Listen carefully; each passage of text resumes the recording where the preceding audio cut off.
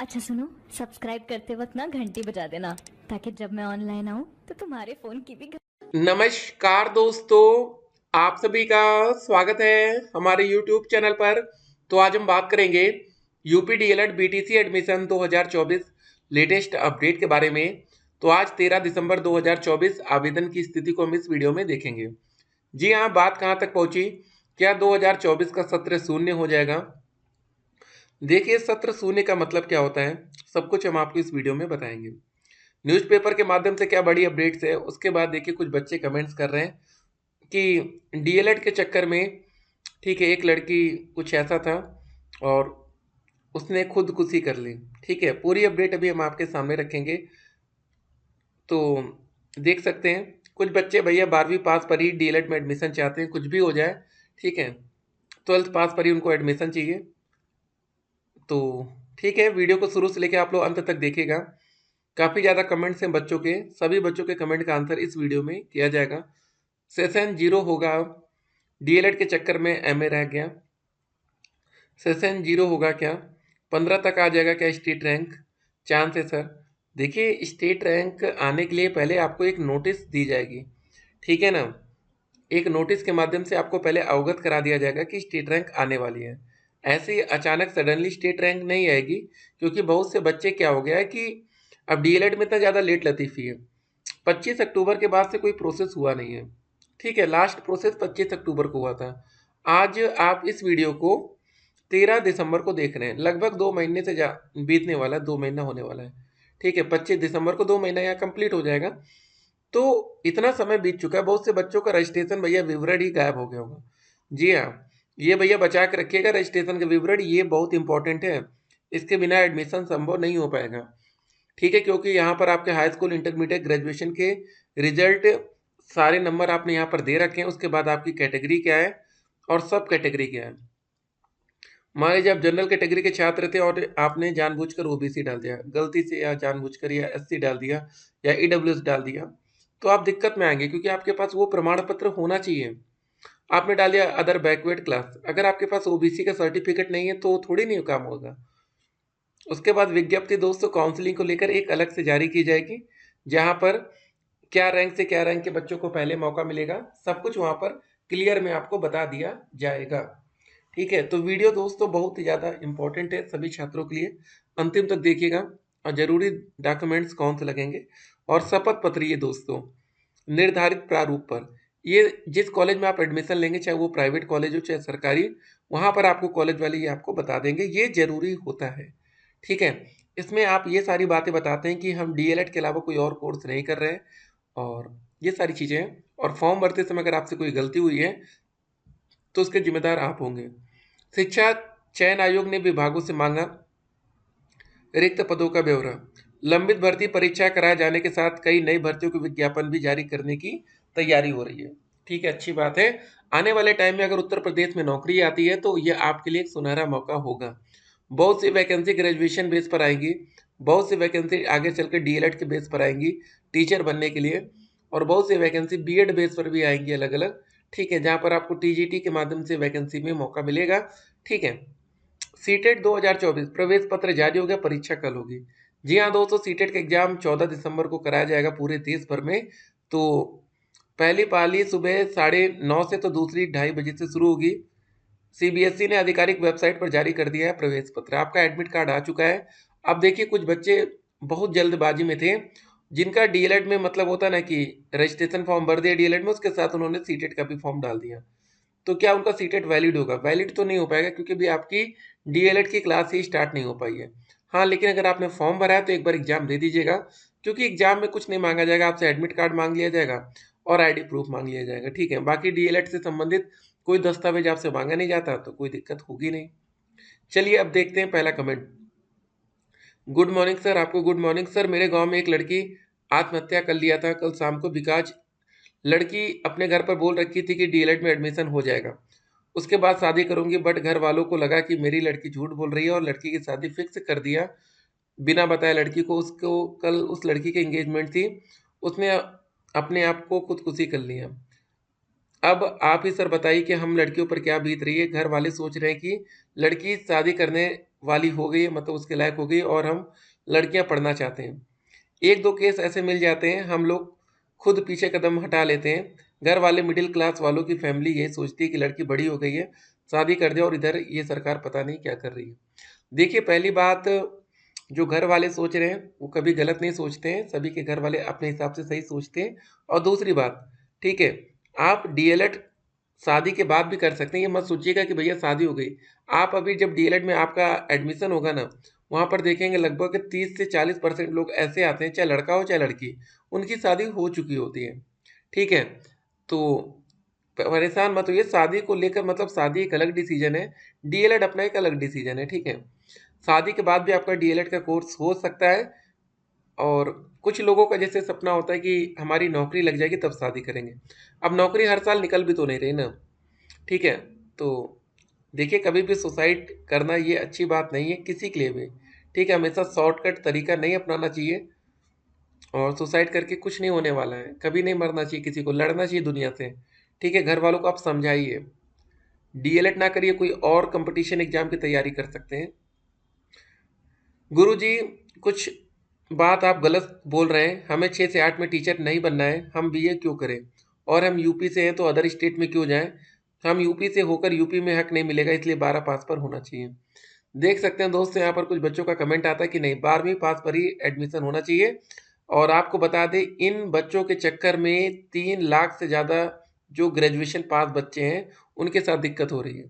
ठीक है, आपके जो हक की बात है, आपके चक्कर में 3 लाख से ज़्यादा बच्चे परेशान हो रहे हैं।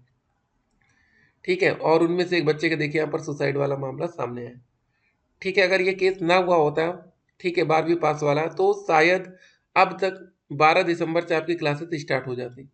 ठीक है, कुछ नहीं होगा गुरुजी, अब बाबा बनना पड़ेगा। देख सकते हैं इनकी बातें, तो अलग अलग बातें हैं। तो एक बात जरा ध्यान रखिए कि कुछ बातें जब कोर्ट में चली जाती हैं, बच्चे परेशान हो जाते हैं कि हो क्या रहा है, उनको कुछ समझ में नहीं आता है। ठीक है, तो ऐसे कमेंट निकल कर सामने आते हैं। चलिए अगला कमेंट देखते हैं। सर, काउंसलिंग होगा कि नहीं? सर, अब बहुत टाइम बीत गया, हम लोग थक चुके हैं। जी हाँ, आपकी बात एकदम सही है। देखिए, वो नोटिस हम आपको पहले दिखा देते हैं जिसके आधार पर आपने डीएलएड में एडमिशन के लिए आवेदन किया। ये दोस्तों समय सारिणी थी 2024 चयन या प्रवेश की कार्रवाई हेतु प्रस्तावित समय सारिणी। और यहाँ पर साफ साफ लिखा है प्रशिक्षण प्रारंभ जो होगा दिनांक 12 दिसंबर 2024 से। ये हो भी जाता, लेकिन वो इसलिए नहीं हो पाया कि मामला कोर्ट में चला गया और सिंगल बेंच का फैसला है कि 12वीं पास छात्रों को मौका मिलना चाहिए। पीएनपी का कहना ये है कि अभी तक ग्रेजुएशन पास पर ही एडमिशन होता है हमारा, और जैसे हाई स्कूल, 12वीं और ग्रेजुएशन पास, इन तीनों का मेरिट जोड़कर आपका एडमिशन लिया जाता है। लेकिन अब सारी दिक्कतें आ रही हैं, देख सकते हैं। अगला कमेंट देखेंगे। ठीक है, काफ़ी ज़्यादा कमेंट से सभी बच्चों का कमेंट का आंसर होगा। काउंसलिंग कब होगा सर जी? काउंसलिंग क्यों नहीं हो रहा है ये आप समझ रहे हैं। अगला देखिए, बीटीसी के चक्कर में एमए में एडमिशन नहीं हो पाया। जी हाँ, वही बात हम आपको पहले बता रहे हैं, कुछ बच्चों के चक्कर में। मैक्सिमम 12th पास बच्चे आज कहीं ना कहीं या तो बीटेक कर रहे होंगे, या तो बीए कर रहे होंगे, बीएससी कर रहे होंगे, कुछ ना कुछ ग्रेजुएशन में एडमिशन ले चुके होंगे। और कुछ बच्चे होंगे जो तैयारी में लगे होंगे कि चलो नीट की तैयारी कर लेते हैं, आईआईटी की तैयारी कर लेते हैं। ठीक है, देखिए 12वीं पास छात्र जो होते हैं ना, उनके पास बहुत से ऑप्शन है। ठीक है, अगर वो तुरंत ही डीएलएड में आ जाएंगे तो फिर उनके बड़े बड़े सपने खत्म हो जाएंगे। जैसे कुछ बच्चों का सपना होगा कि भैया हमें आईआईटी करना है। ठीक है, कुछ बच्चों का सपना होगा हमें नीट में जाना है, मतलब और भी काफ़ी ऑप्शन है, निफ्ट हो गया, काफ़ी चीज़ें हो गई, उनके पास तो ढेरों सारे ऑप्शन है। ठीक है सर, ये शपथ लेटर प्रोविजनल लेटर को बोलते हैं या कैरेक्टर सर्टिफिकेट को? देखिए, कैरेक्टर सर्टिफिकेट आपका ये अलग होता है, ये कॉलेज से बनेगा। प्रोविजनल जो ये ग्रेजुएशन पास जो बच्चे हो गए जिनके पास डिग्री नहीं है, वो प्रोविजनल ले लेंगे। और शपथ पत्र ये अलग होता है, तीनों अलग अलग चीज़ें हैं। ठीक है, क्योंकि 12th वालों को मौका देने के पीछे सरकार हमारा साल खराब करने में लगी है। देखिए, यहाँ सरकार का कोई रोल ही नहीं है, सरकार थोड़ी नहीं कुछ कर रही है। बच्चे अपने हक की लड़ाई खुद से लड़ रहे हैं। मुझे लग रहा है बोर्ड एग्जाम के बाद ही कुछ होगा। बोर्ड एग्जाम से कोई मतलब नहीं, क्योंकि आपका कोई एग्जाम नहीं होना है। ठीक है, 10th में 48% है तो क्या मैं टीचर बन सकता हूँ? देखिए, यहाँ पर जब डीएलएड में एडमिशन होता है तो यहाँ पर आपका ग्रेजुएशन का परसेंटेज मिनिमम 50 मांगा जाता है। स्टेट रैंक जल्दी आपको देखने को मिलेगा। शपथ पत्र और प्रोविजनल लेटर कहाँ से बनेगा, ये कहाँ से? शपथ पत्र ये आपके कॉलेज से बन जाएगा, जहाँ पर आप एडमिशन लेंगे वो कॉलेज वाले आपका बनवा देंगे। बाकी प्रोविजनल ग्रेजुएशन पास पर होता है, तो ग्रेजुएशन वाला जो आप कॉलेज से संपर्क कर लीजिए, नहीं तो आप साइबर कैफे से बनवा लीजिएगा, लेकिन फिलहाल अभी स्टेट रैंक आने दीजिए। मेरे आधार कार्ड में पहले सरनेम कुमारी लगा था, तो शादी के बाद गौतम हो गया है, तो प्लीज़ मुझे बताइए कि कौन सा चलेगा। देखिए आपका जो नाम सही हो वही नाम चलेगा। देखिए ये नाम में आप बिल्कुल कंफ्यूजन मत रखिएगा, क्योंकि आपका नाम है। ठीक है, रजिस्ट्रेशन करो, पैसा दो और एडमिशन के लिए इंतजार करो। जी हाँ, बिल्कुल यही हो रहा है फिलहाल अभी। सर फॉर्म फिलअप की डेट बढ़ेगी या नहीं? जी हाँ, देखिए अभी जब तक स्टेट रैंक नहीं आती है तब तक आप एक उम्मीद में रह सकते हैं। स्टेट रैंक आने के बाद उम्मीद खत्म हो जाएगी। कट टू कट क्यों नहीं बताया जा रहा है कि एडमिशन होगा कि नहीं? साल बर्बाद करने के बाद बताएंगे क्या? देखिए मामला कोर्ट में चल रहा है, ठीक है। जब कोई मामला कोर्ट में होता है तो कैसे समय लगता है, ये बात अब आप लोग बहुत अच्छे से समझ रहे होंगे। लगता है 2 साल या कोर्स 4 साल का हो जाएगा। जी हाँ बिल्कुल, 2024 लगभग ख़त्म ही है। सेशन 0 होगा, देख सकते हैं। डीएलएड के चक्कर में एमए रह गया। सही बात है, बहुत से बच्चे उस समय ऑप्शन था। लेकिन चलिए 12 दिसंबर से आपकी क्लास स्टार्ट होनी थी। अगर मान लीजिए एक महीने 12 जनवरी से भी स्टार्ट होती है, 12 जनवरी से, ठीक है, तो भी बढ़िया रहेगा, लेकिन स्टार्ट तो हो कम से कम। सेशन 0 होगा क्या? अभी तक तो ऐसा कुछ लग नहीं रहा। 15 तक आ जाएगा सर स्टेट रैंक, चांस है। ऐसा कुछ नहीं लग रहा है अभी। पता नहीं सर जी क्या होगा अब एडमिशन का। एडमिशन तो देखिए होगा सर जी, हम लड़की के पास इसके अलावा कोई ऑप्शन भी नहीं है। ठीक है, देखिए आप सभी बच्चे ग्रेजुएशन पास हैं, आप काफ़ी ज़्यादा जो कंपटीशन के एग्ज़ाम है उसमें आप फॉर्म डाल सकते हैं, अप्लाई कर सकते हैं, नौकरी ले सकते हैं। ये तो चलिए ठीक है, डीएलएड आपके टीचर बनने के लिए एक अलग से सपना है। जब एनआईओएस डीएलएड को भी ले लिया गया है तो अब एनआईओएस से ही कर लेंगे। देख सकते हैं बच्चों को, पहले एडमिशन हो तो बाद में क्लास होगा। कमेंट रीडिंग से कुछ नहीं होता। देखिए कमेंट का आंसर करना भी ज़रूरी होता है। ठीक है सर, मेरा 239 है, एसटी से आराम से सरकारी कॉलेज मिलेगा। सर 15 दिसंबर तक स्टेट रैंक, कुछ न्यूज दे दीजिए सर प्लीज़, उससे ज़्यादा लेट मत कीजिए। ठीक है, तो बाकी आप परेशान मत होइए, बस एक ही बात कहेंगे, सर बता दीजिए कब तक आएगा, प्लीज़ बता दीजिए। ठीक है, तो जब मामला कोर्ट में रहता है तो कोई भी डेट कंफर्म नहीं होती, अंतिम फैसला कोर्ट का ही होगा। याद रखिएगा, लास्ट फैसला कोर्ट का ही होगा। सर कुछ अच्छी सूचना दे दीजिए सर, और लेट मत कीजिए। देख सकते हैं कितने कमेंट्स हैं। ठीक है, तो परेशान मत होइए, एक ही बात हम आपसे कहेंगे, थोड़ा सा सब्र बनाए रखिए। डीएलएड के चक्कर में आप लोग अपने लाइफ के साथ कोई खिलवाड़ मत करिएगा, कि इतना टेंशन मत लीजिए। अभी आपका सिर्फ यहाँ एडमिशन होने वाला है, ठीक है, यहाँ कोई आपकी नौकरी नहीं लगने वाली, कितना ज़्यादा आप लोग टेंशन ले रहे हैं। ठीक है, तो एक नॉर्मल सा प्रोसेस है। एडमिशन आपका होगा, उसके बाद 2 साल आप क्लासेस करेंगे, उसके बाद वैकेंसी आएगी, उसके बाद भी कंपटीशन एग्जाम रहेगा, तब जाकर नौकरी मिलती है। ये मत सोचेगा कि हमने डीएलएड कर लिया समझो नौकरी लग गई है, ऐसा थोड़ी नहीं है। ऐसे तो बहुत से बच्चे ग्रेजुएशन पास पर नौकरी पा रहे हैं। ठीक है, बहुत से बच्चे 12वीं पास पर भी कुछ वैकेंसी आती है, वहाँ पर भी देखते हैं। तो अलग अलग स्टेप है।